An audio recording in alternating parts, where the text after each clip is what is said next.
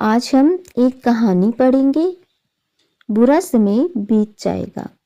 एक नगर में एक राजा रहते थे।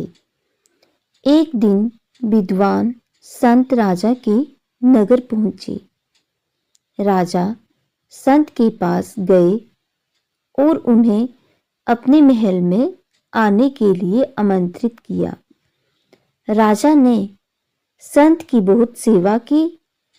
राजा की सेवा से संत प्रसन्न हुए तथा जाते समय राजा को एक ताबीज देकर गए और राजा से कहा कि जीवन में परेशानियां खत्म नहीं हो रही और आपको ऐसा लगे कि सब कुछ खत्म हो गया है तो इस ताबीज में एक कागज पर मंत्र लिखा है, जिसे पढ़ लेना। लेकिन इससे पहले यह ताबीज मत खोलना। राजा ने संत द्वारा दिए गए ताबीज को गले में पहन लिया। कुछ दिन बाद राजा के नगर पर शत्रुओं ने आक्रमण किया। शत्रुओं से राजा की सेना हार गई। राजा अपने प्राण बचाकर जंगल में भाग गया और छिप गया। उसे गुफा में शत्रु के सैनिकों के कदमों की आवाज सुनाई दी। फिर राजा को लगा मैं फंस गया हूं।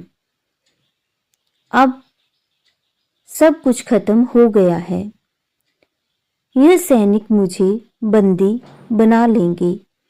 तभी राजा को संत के ताबीज की याद आई। राजा ने तुरंत ताबीज खोला और कागज निकाला। उस पर लिखा था, यह समय भी कट जाएगा।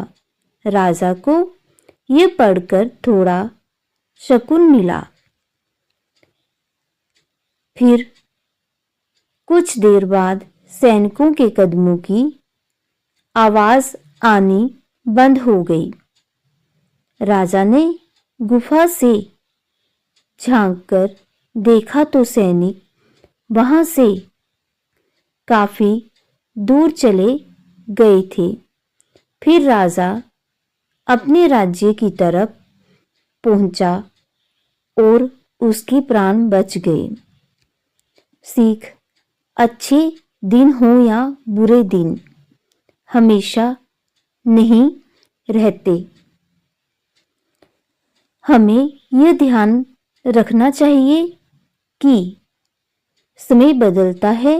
बुरा वक्त हो तो यह सोचना चाहिए कि यह समय भी कट जाएगा।